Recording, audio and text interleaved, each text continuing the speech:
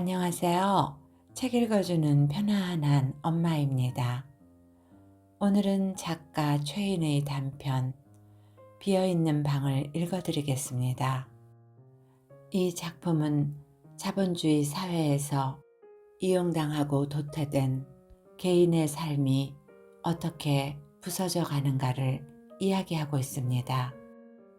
오늘도 좋은 시간 함께 하시기를 바라며 최인지음 비어있는 방 5층이나 6층 높이에서 인간의 모습을 내려다보자 그들은 보도 위를 당당하게 걸어다니지만 하나같이 이상한 모양새를 하고 있다. 흉측하게 붉어진 엉덩이며 가슴, 연신 앞뒤로 뻗치는 팔과 다리, 모든 게 꼴불견이다. 그들의 위대한 눈과 코, 그리고 입은 어디로 갔는가? 인간들은 모두 바닥에 납작하게 눌려서 마치 개처럼 땅 위를 기어다니고 있다. 그는 책을 덮고 소파에서 일어선다. 해는 아직도 아파트 옥상에 걸려 있다. 물탑 뒤로 몸을 숨긴 채 쏟아내는 햇빛은 투명하다 못해 예리하다. 그 빛을 타고 물탑의 그림자가 옆 건물 벽으로 날아가 박힌다. 하늘로 뾰족하게 솟아있는 물탑은 톱날의 날카로운 음영으로 옆 건물벽을 자르고 있다. 엷은 미색의 아파트 벽은 잘리기 직전의 마디카 나무처럼 위태롭다. 그 밑으로 고압전선이 늘어져 있고 전선에 매달려 있는 애자가 보인다. 해는 아주 조금씩 물탑 뒤로 숨어 들어간다. 그는 창가에 서서 거의 눈에 보이지 않는 해의 움직임과 물탑의 그림자를 바라보고 있다. 아파트 앞 도로에 검은색 승용차가 멈춰선다. 승용차 문이 열리며 옆집 여자가 내린다. 여자는 습관처럼 주위를 둘러보고 아파트 정문을 향해 걸어간다. 승용차는 여자를 내려놓고 한참 동안 움직이지 않는다. 아파트 안으로 들어가던 여자가 돌아서서 웃는다. 여자의 웃음에 대답이라도 하듯 승용차 유리창이 반짝 빛난다. 여자가 아파트 안으로 사라진다. 그와 동시에 승용차도 느릿느릿 굴러가기 시작한다. 그리고 거리는 아무 일도 없었다는 듯이 다시 정적에 휩싸인다. 그는 블라인드를 내리고 돌아선다. 그의 발밑에 발라의 모델들이 누워있다. 나를 가꾸는 여자가 아름답다. 여자는 커다란 젖무덤을 양손으로 움켜쥔 채 말한다. 발도 스킨케어가 필요해요. 금발의 갈색 눈을 가진 여자가 발가락 사이에서 웃고 있다. 그는 여자의 얼굴에서 발을 뗀다. 그러자 발밑에 숨어있던 글자들이 튀어나온다. 피부 미용의 기본 스킨케어. 거실 바닥은 널려있는 광고지로 어지럽다. 그는 광고지를 밟으며 거실을 가로질러 간다. 그리고 욕실 안으로 들어간다. 그는 얼굴에 물을 죽인 다음 쓱쓱 비누칠을 한다. 거칠거칠한 수염 때문에 비누 거품이 잘 일지 않는다. 그는 수납장 안으로 손을 넣어 면도기를 찾는다. 손끝에 만져지는 건 도망난 칫솔과 쓰고 버린 립스틱 뚜껑이다. 그는 계속 수납장 안을 이리저리 더듬다가 아무거나 집어든다. 그의 손에 잡힌 면도기는 손잡이가 굵고 거친 것으로 보아 질레트가 분명하다. 그는 잠시 이맛살을 찌푸린다. 면도를 하기에는 질레트보다 쉬크가 한결 부드럽다. 그는 질레트를 내려놓고 쉬크를 집어든다. 그는 실눈을 뜨고 거울을 들여다본다. 비누 거품 위로 시커먼 수염이 머리를 내밀고 있다. 일주일이 넘도록 밀지 않은 수염은 발이 굵고 거칠다. 그는 면도기를 턱 밑에 대고 앞으로 당긴다. 그러자 면도기가 사선으로 쭉 미끄러진다. 잠시 후 턱 밑에서 피가 배어난다. 그는 허겁지겁 물을 죽여 피를 닦는다. 하지만 피는 계속해서 배어난다. 그는 수건으로 상처 부위를 누른 채 욕실 밖으로 나온다. 나는 갈 곳이 없다. 어디를 가든 기지와 재치가 번뜩이는 인간들만 득실거리기 때문이다. 그들은 모두 IQ가 150 이상이거나 목적을 위해 수단과 방법을 가리지 않는 자들이다. 나는 이제 살아갈 의욕조차 상실했다. 모든 면에서 뛰어난 그들과의 경쟁에서 이기기도 어려웠고 끝까지 버텨봐야 결국 이용만 당할 것이기 때문이다. 그는 책을 내려놓고 창가로 다가간다. 2차선 도로 가장자리에 벤치가 있고 거기에 남자가 앉아 있다. 남자의 모습은 마치 벤치 위에 놓여있는 정물처럼 보인다. 벤치 뒤로 남자의 그림자가 길게 누워있다. 하지만 남자는 손가락 하나 까딱 하지 않는다. 남자가 가만히 있는 것처럼 그도 창가에서 움직이지 않는다. 남자는 언제나 반소매 셔츠와 회색 바지를 입고 있다. 단 하루도 그 옷차림에 변화를 준 적이 없다. 행동도 언제나 똑같다. 해가 뜨기 무섭게 어디선가 나타나 아파트 단지를 돌아다닌다. 마치 무언가를 찾아야 하는 사람처럼. 그 일이 끝나면 시장 골목으로 들어가 아침을 먹는다. 그리고 그곳에서 나와 다시 벤치로 돌아온다. 그때부터 벤치 위에서 하루를 보낸다. 남자는 벤치에 앉아 있기도 하고 누워 있기도 한다. 가끔씩 심하게 기침을 하며 가래침을 뱉지만 그 외에는 특별한 움직임이 없다. 남자는 아주 드물게 진씨의 포장마차에서 따뜻한 국물을 얻어먹기도 한다. 그러나 남자의 움직임이나 태도로 보아 먹는 것 자체도 망각해버린 사람 같다. 벤치에 앉아있는 남자의 등 뒤로 대로처럼 공터가 보인다. 공터의 나무 위로 고압전선이 지나간다. 전선은 공터 끝의 2층 건물과 직선으로 연결되어 있다. 전선이 닿아 있는 2층은 H아파트 상가 건물이다. 고층 아파트 사이에 끼어 있는 상가는 터널을 통과하는 열차처럼 보인다. 남자는 전속력으로 달리는 열차 앞에 무심히 앉아 있는 모습이다. 그는 창가로 바짝 다가선다. 그때 전화벨이 울린다. 그는 남자에게 던지고 있던 시선을 거둬 전화기를 바라본다. 전화기는 자동응답기 켜짐에 불이 들어와 있다. 벨은 5번을 울리고 응답 메시지를 전한다. 지금은 외출 중입니다.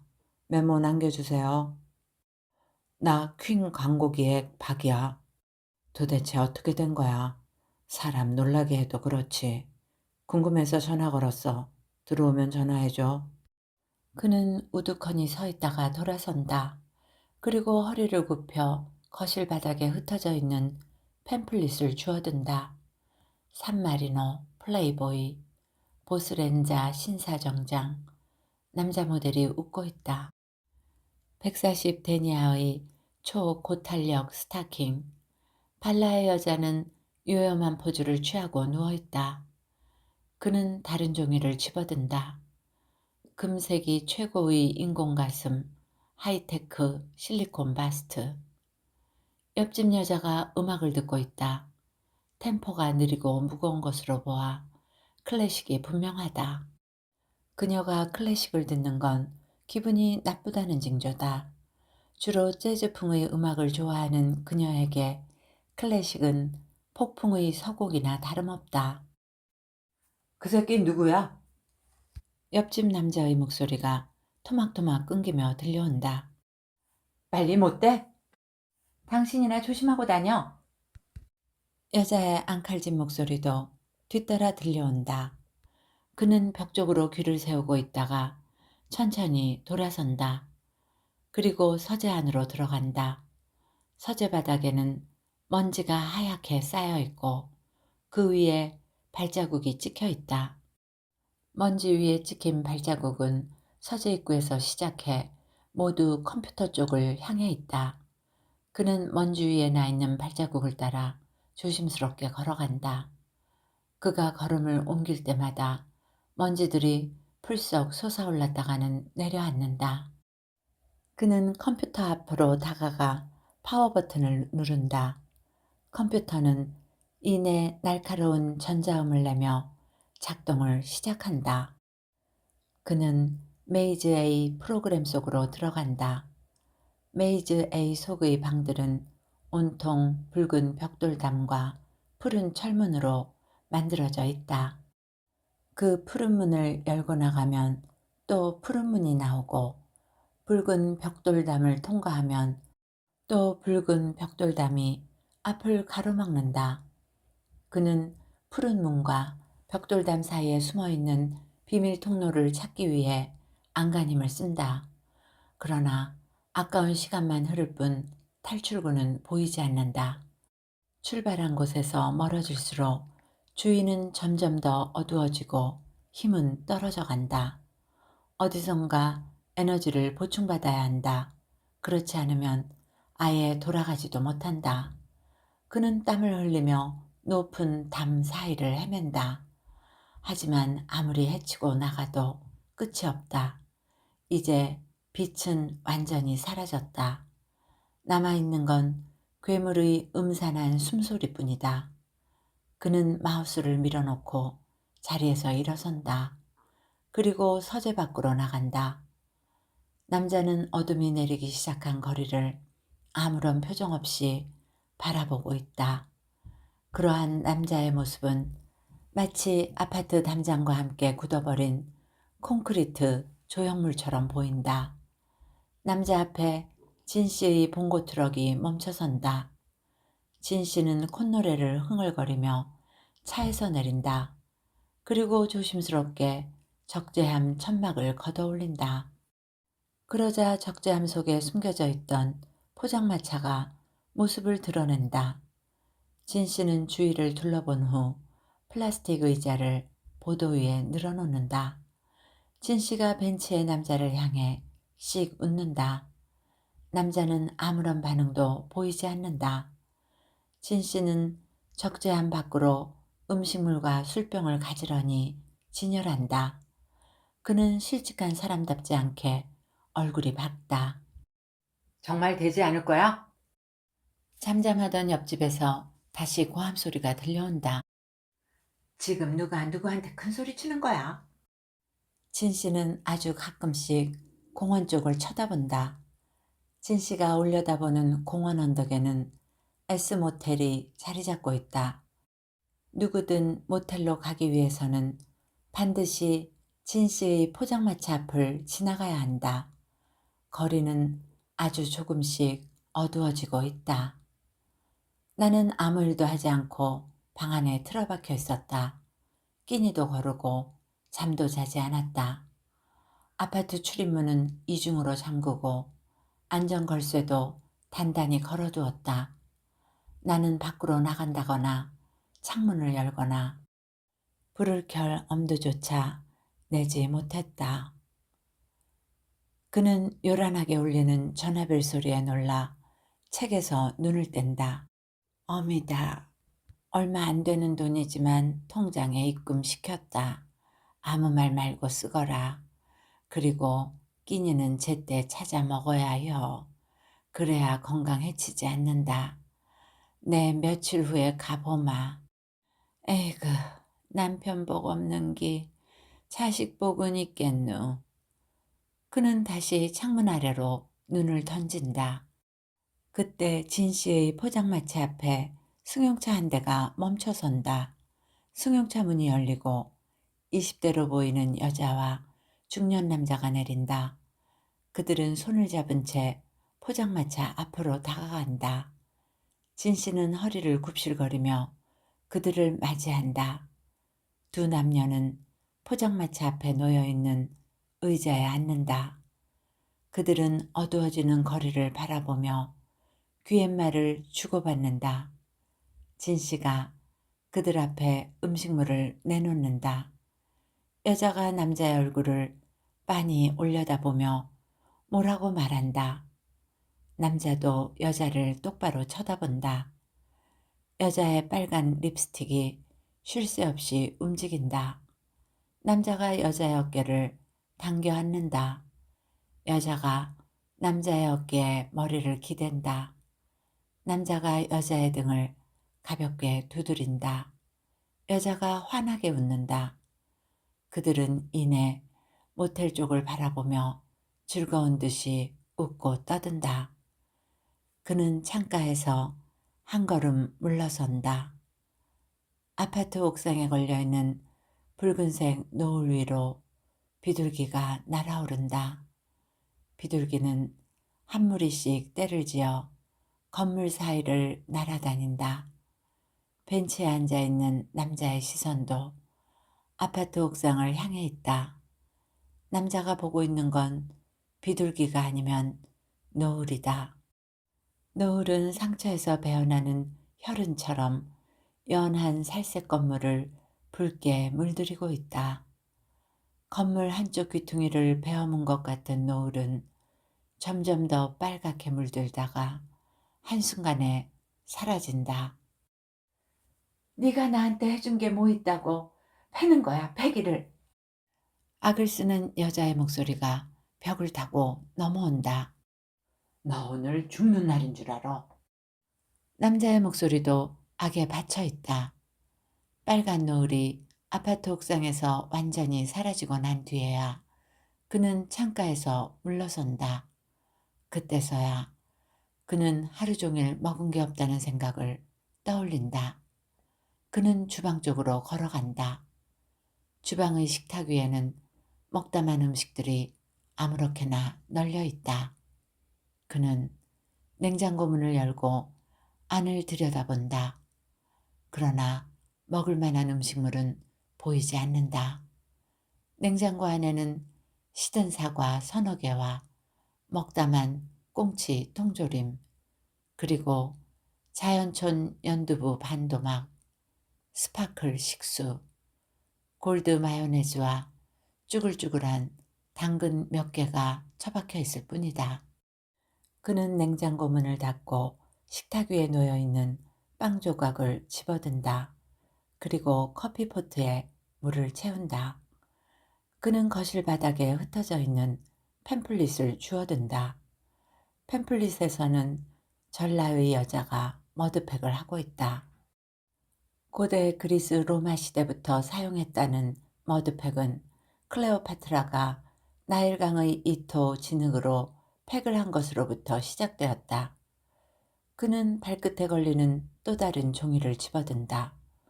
직업과 외모의 함수관계.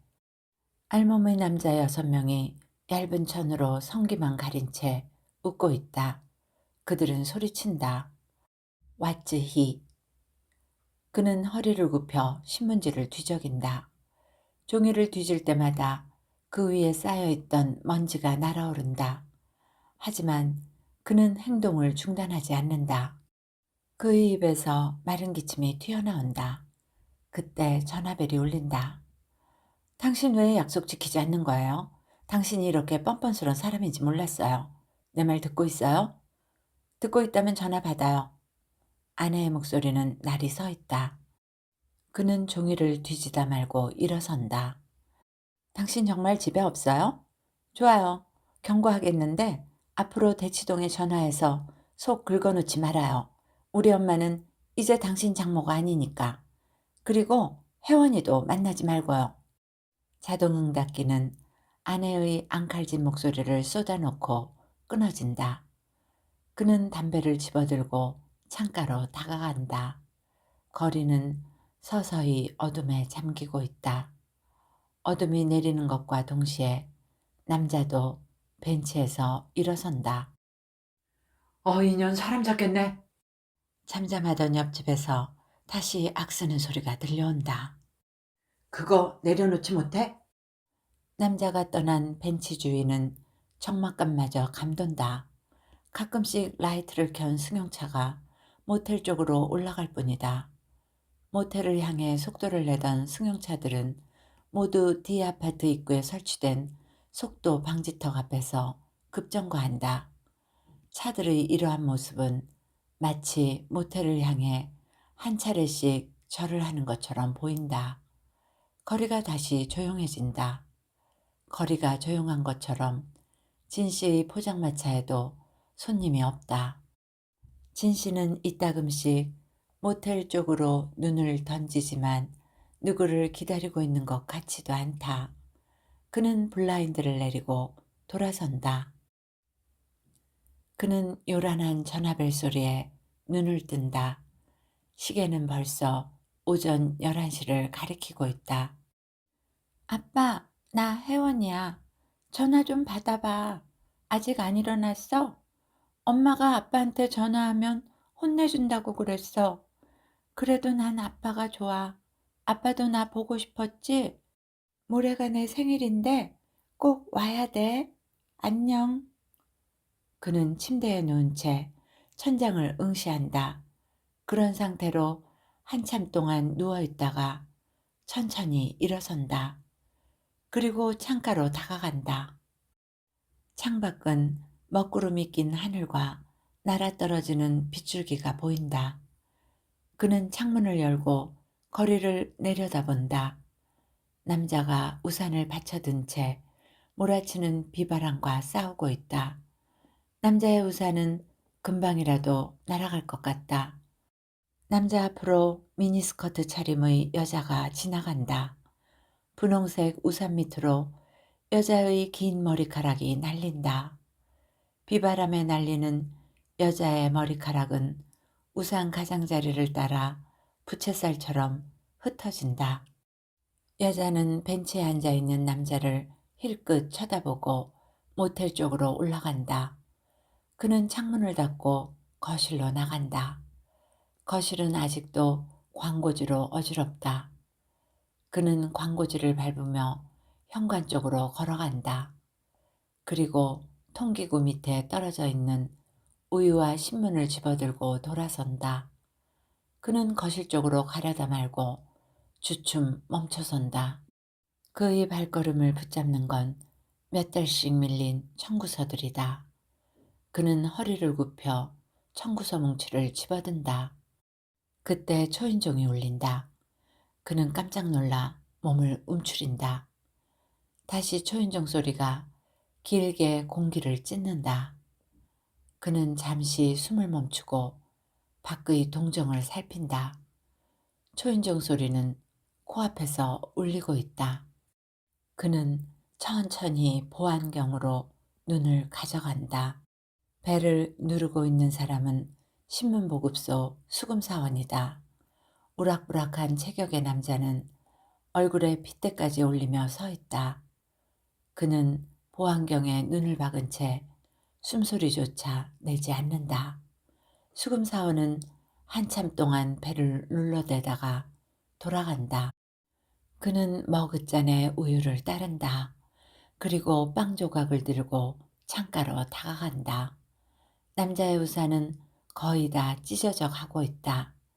이제 조금만 있으면 남자는 비바람에 온몸이 노출될 것 같다. 그는 아주 천천히 빵을 씹으며 우유를 들이켠다. 그때 전화벨 소리가 정적을 깨뜨린다. 한 과장님, 저 오마담이에요. 과장님 보고 싶어서 미치겠다. 요즘 왜 우리 집에 놀러 오지 않는 거예요? 그러지 말고 한번 놀러 오세요. 쌈박한 애들 몇 명 새로 데려왔어요. 과장님이 보시면 아마 홀딱 반할걸. 그런데 과장님한테 무슨 일 생긴 건 아니겠죠? 이 전화 받는 대로 곧장 달려오세요. 안녕, 마이 달링. 그는 전화기에서 눈을 떼고 창밖을 바라본다. 세차게 쏟아지던 비는 한결 누그러져 있다. 하지만 바람은 아직도 남자의 우산을 흔들고 있다. 죽일 테면 죽여! 옆집에서는 난투극이 벌어진 듯하다. 그는 소파 쪽으로 걸어간다. 그리고 탁자 위에 놓여있는 신문을 집어든다. 40대 정신질환. 그는 신문기사를 들여다본다. 실직바람이 불면서 40대 남자에게도 정신질환이 나타나고 있다. 이 질환은 직장과 가정에서의 지위 상실과 함께 무력감에 빠져 자살을 생각하는. 그는 전화벨 소리로 인해 신문에서 눈을 뗀다. 과장님, 저 광고 기획부 미스 윤이에요. 이렇게 늦게 알려드려서 죄송해요. 그동안 저도 괴로워서 견딜 수가 없었어요. 그래요. 과장님이 잘못한 건 하나도 없어요. 모든 건 정이사 짓이에요. 회사 공금도 정이사가 가로채서는 과장님한테 덮어씌운 거예요. 이런 건 미리 알려드려야 했는데 저는 과장님이 사표까지 내실 줄은 몰랐어요. 정말이에요. 더군다나 사모님하고 이혼까지. 그는 신문을 내려놓고 서재 쪽으로 걸어간다. 자동응답기에서는 계속해서 미스 윤의 목소리가 흘러나오지만 그는 서재 안으로 들어가 문을 닫는다. 인연이 사람 잡겠네. 너 죽고 나 죽자 이놈아. 옆집 부부는 이제 온 집안을 뛰어다니며 싸우고 있다. 서재 안에서는 언제나 퀴퀴한 곰팡이 냄새가 난다. 그는 곰팡이 냄새를 가슴 깊이 들어마시며 방 가운데로 들어선다. 그리고 어두컴컴한 서재 한쪽으로 시선을 던진다. 거기에 컴퓨터가 놓여 있고 모니터에는 군인이 피를 흘리며 서 있다. 아군의 부상 정도는 60%, 실탄 5발, 휴대병기 기관총, 적의 수 30명. 그는 마우스를 움직인다. 적의 보급 창고로 가서 의료 상자와 탄약 상자를 찾아야 한다. 여기에 있으면 죽음뿐이다. 언제부턴가 나는 영원히 햇빛을 보지 못할 거라고 생각했다.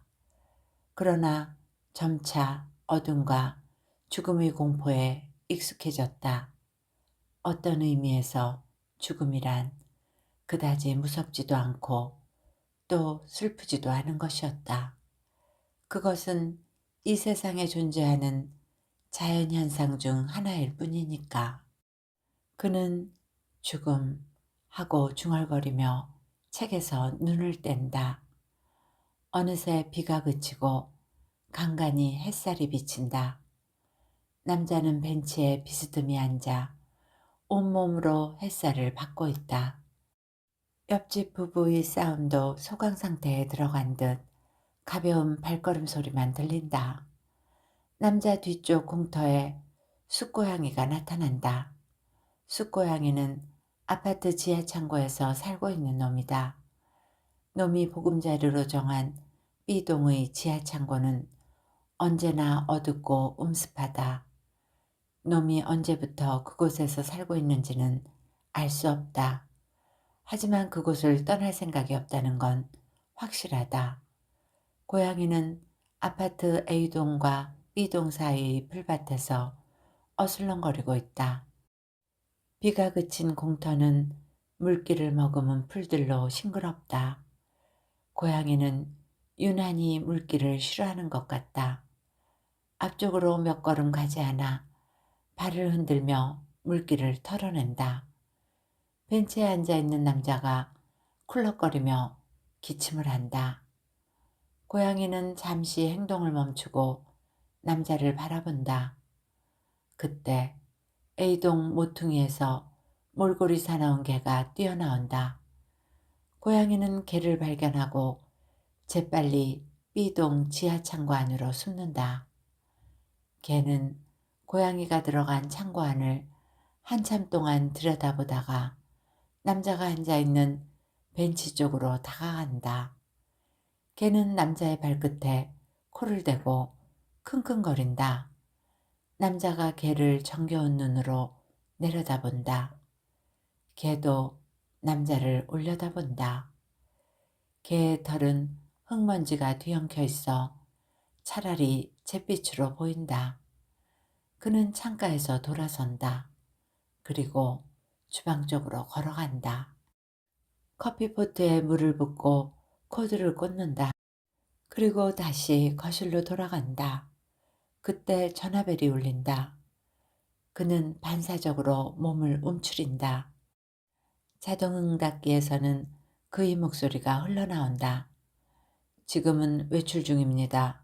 메모 남겨주세요. 그는 소파에서 일어나 주방 쪽으로 걸어간다. 한 과장, 나 이 사무장이야. 단도직입적으로 말할게. 그러니까 아파트하고 시골 땅도 전부 경매 처분한 걸로 결정이 났어. 여기저기 손은 써봤는데 젠장 쓰러진 놈 밟고 지나가는 세상이야. 또 전화할게. 자세한 건 나중에 만나서 얘기하자고. 그는 느린 동작으로 커피를 넣고 프림을 타고 티스푼으로 젓는다. 먹물처럼 까맣던 물빛은 이내 뽀얗게 변한다. 그는 커피잔을 들고 창가로 다가간다. 남자는 개의 머리를 쓰다듬고 있다. 개는 남자를 올려다보며 꼬리를 흔든다. 남자는 주머니를 뒤져 무언가를 꺼낸다. 개의 시선이 남자의 손끝을 주시한다. 남자는 주머니에서 꺼낸 물건을 개에게 던져준다. 개는 남자가 던져준 물건에 코를 대고 냄새를 맡는다. 그리고 이내 입에 물고 어디론가 뛰어간다. 남자는 그런 개의 모습을 가만히 지켜본다. 잔잔해졌던 바람이 다시 일기 시작한다. 아참, 깜빡했네. 경매일도 확정됐어. 이달 말이야. 하루가 급한데 도대체 어디 간 거야? 이거 일이 꼬여도 한참 꼬이는구만. 이 사무장은 다시 전화를 걸어 허겁지겁 말하고 끊는다. 그는 커피잔을 내려놓고 서재 안으로 들어간다. 그리고 서가에 꽂혀 있는 책들을 하나하나 꺼낸다. 책이 뽑혀져 나올 때마다 먼지가 우수수 쏟아진다. 그의 손에 의해 뽑힌 책들은 모두 허옇게 속이 뒤집혀진다. 그는 한참 동안 그 일을 반복한다. 하지만 그가 찾고 있는 물건은 쉽게 나타나지 않는다. 그는 유독 표지가 누렇게 바랜 책을 집어든다.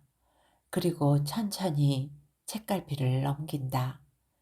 현실과 이상 사이 책갈피에 숨어있던 바퀴벌레가 놀란 듯 허둥지둥 달아난다. 그는 또 다른 책, 피안으로 가는 길을 골라든다. 그 속에도 그가 찾는 물건은 보이지 않는다. 그는 잠시 꺼내놓은 책을 둘러보다가 죽음 앞에서의 시선을 고정시킨다. 그래, 찔러봐라. 남자의 격앙된 목소리가 옆집에서 들려온다. 내가 못 찌를 것 같아? 여자의 섬뜩한 목소리가 들리고 이어서 남자의 외마디 비명소리가 벽을 울린다. 그는 잠시 멍한 표정으로 서 있다가 책상 쪽으로 걸어간다. 그리고 책상 위에 쌓여있는 광고지를 뒤적거린다. 그 바람에 먼지와 범벅이 된 종이들이 방바닥으로 우수수 떨어져 내린다. 수많은 남자와 여자들이 웃으며 방바닥에 나뒹군다.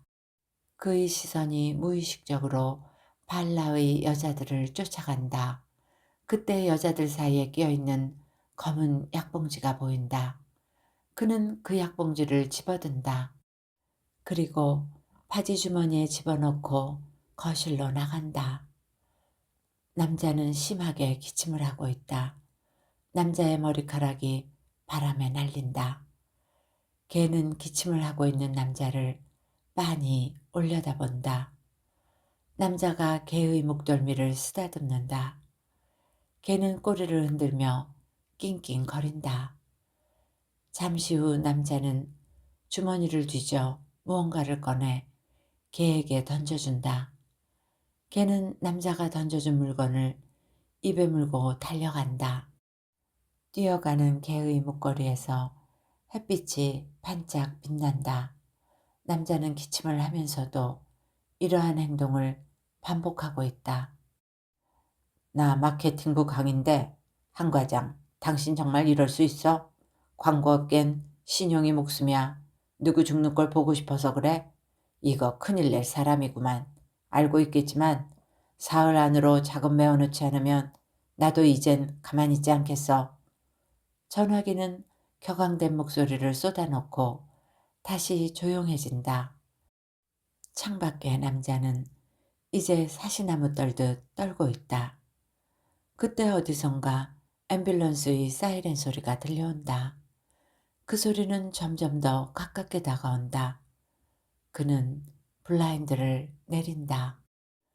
그는 따사로운 햇살에 눈을 뜬다. 창문을 통해 들어온 햇살이 침대 머리를 비추고 있다. 그는 침대에서 일어나 창가로 다가간다. 벤치에 앉아 있어야 할 남자가 보이지 않는다.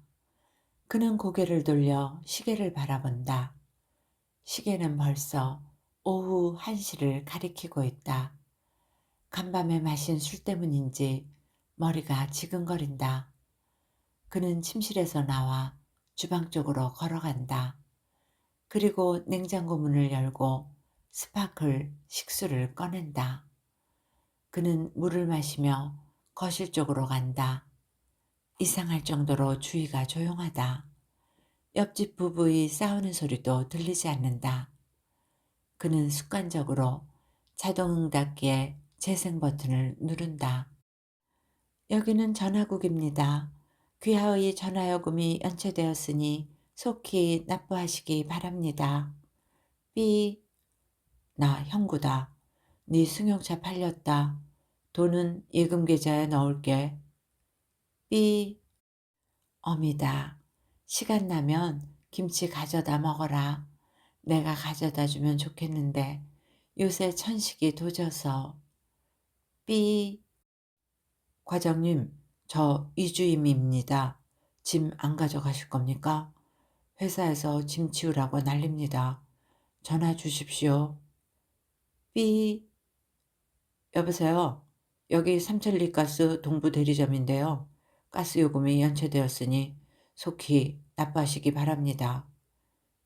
삐. 저 경찰서 권형사입니다.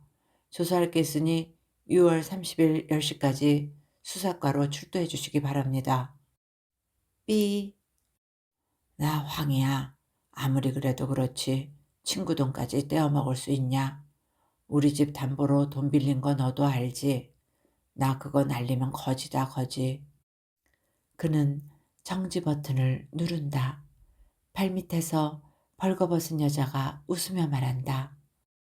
당신도 행복해질 수 있습니다. 그는 광고지를 밟고 지나간다.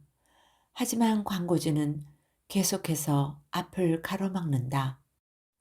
아름다운 욕심, 아름다운 도전, 아름다운 성공. 어딘가 낯익은 광고문이다. 그는 주방 쪽으로 걸어가다가 말고 멈춰선다. 탈진한 모습으로 사막 한가운데 서 있는 남자가 물병을 들고 소리친다. 나는 소망한다. 한 방울의 물을. 그는 그 옆에 떨어져 있는 또 다른 광고지를 내려다본다. 하늘을 나는 남자가 아름답다. 빨간 머프러를 목에 두른 조종사가 환하게 웃고 있다. 그는 그 광고지를 조심스럽게 집어든다.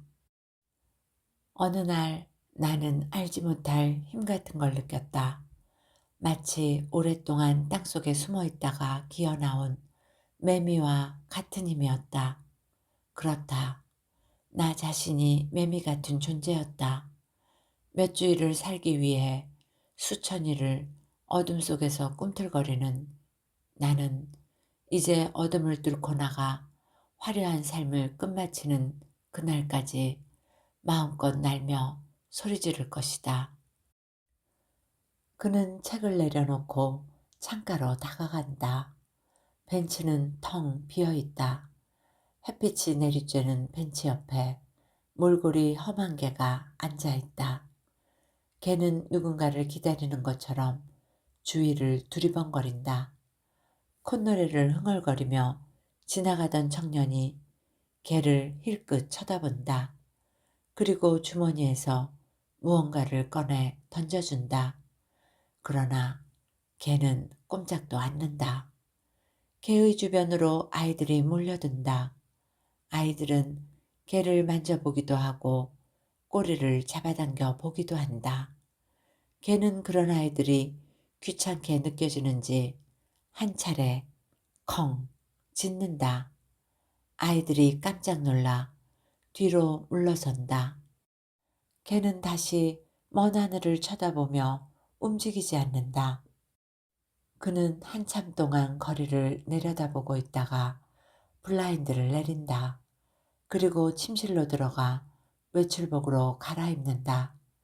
밖으로 나온 그는 맑고 싱그러운 공기에 취한 듯 한동안 움직이지 않는다. 그는 파릇한 풀과 나뭇잎을 하나하나 들여다본다. 그리고 가슴을 펴고 공기를 한껏 들이마신다. 어디서 매미 우는 소리가 들려온다. 그는 매미의 울음소리를 따라 시선을 옮긴다. 매미는 플라타너스 가지 사이에서 울고 있다. 그는 눈이 부신 듯 나뭇잎 사이를 올려다본다. 지나가던 경비원이 아는 척을 한다. 그동안 어디 외국 출장이라도 다녀오셨나 보죠? 그는 말없이 고개를 끄덕인다. 그러셨군요. 하도 안 보이시길래 무슨 일이라도 생겼나 했죠. 경비원은 겸연쩍게 웃으며 걸음을 떼어놓는다. 그는 남자가 앉아있던 벤치 쪽으로 걸어간다. 몰골이 사나운 개가 꼬리를 흔들며 그를 올려다본다. 그는 개의 머리를 손으로 쓰다듬으며 벤치에 앉는다. 개는 계속 낑낑거리며 그의 주위를 맴돈다. 그는 개를 바라보던 시선을 거둬 푸른 하늘을 올려다본다. 누군가 아파트 창문을 열고 혼이불을 털고 있다. 하얀 천은 하늘로 날아오르는 새처럼 퍼덕인다. 그 아래층에서 젊은 여자가 유리창을 닦고 있다. 여자는 재미있다는 표정으로 유리창에 물을 뿌린다. 호스에서 뿜어져 나온 물은 유리창을 타고 아래로 흘러내린다. 빨래를 널고 있는 남자가 보이는 것은 9층이다. 남자는 속옷 차림으로 간이 건조대에 빨래를 널고 있다. 검은 빨래가 바람에 날린다. 남자는 한참 동안 날리는 빨래와 씨름을 하고 있다. 그는 5층으로 시선을 옮긴다. 푸른색 블라인드가 보이는 창 안은 죽은 듯이 고요하다. 그는 한참 동안 그곳을 바라보고 있다가 고개를 돌린다. 그리고 매미 소리에 귀를 기울인다. 그러나 매미의 모습은 좀처럼 보이지 않는다. 그의 생각을 눈치챘는지 옆에 앉아있던 개가 컹 짖는다.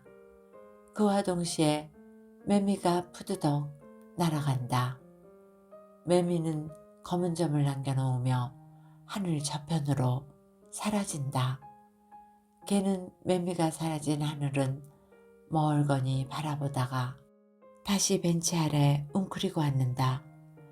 저기 말이에요. 505호 여자. 중년 부인 2명이 가로수 밑에 서서 수다를 떨고 있다. 누구요? 아, 그 있잖아요. 5층 여자 말이에요. 실직해서 남편이 논다는. 그런데요? 그 여자가 남편을 칼로 찔렀대요. 그래요? 잘은 모르겠는데 중탈하죠 아마. 다른 남자한테 미쳐 돌아다니더니. 그리고 말이에요. 매일 이 벤치에 나와 앉아 있는 사람, 김 부장이라는 사람 말인가요? 그래요. 글쎄 그 사람 병이 도져서 어젯밤 갑자기 죽었대요. 무슨 병으로요? 급성 폐렴이라나 폐암이라나. 에이그, 그 좋던 직장에서 퇴출당하고 재산 날리고 여편네까지 도망치더니 사람 일 할 수 없는 거예요. 언제 어떻게 될지. 그리고 저게 말이에요. 안경을 쓴 여자가 슬그머니 걔를 가리킨다. 집도 없이 나돌아다니는 걘데 매일 그 사람하고 붙어있더니만 미친 개는 아니겠죠? 아니에요. 오갈 데가 없어서 그렇지 귀엽게 생겼잖아요. 하긴 뚱뚱한 여자가 그를 힐끔 쳐다보며 목소리를 낮춘다. 근데 저 사람은 누구예요? 글쎄 인물은 훤하니 잘생겼는데 우리 아파트 사람은 아닌가 보죠? 글쎄요. 요새는 워낙 실직자가 많아서. 그는 낑낑거리는 소리에 눈을 돌린다. 개가 꼬리를 흔들며 그를 빤히 올려다본다. 그는 주머니를 뒤져 개에게 줄 무언가를 찾는다. 하지만 줄만한 게 없다. 그는 잠시 여기저기를 뒤적거리다가 바지 주머니에서 검은 약봉지를 꺼내든다. 그리고 개에게 던져주려다 말고 입속으로 중얼거린다. 안 돼. 이야기는 여기까지입니다. 편안한 시간이 되셨기를 바라며 오늘도 행복하세요.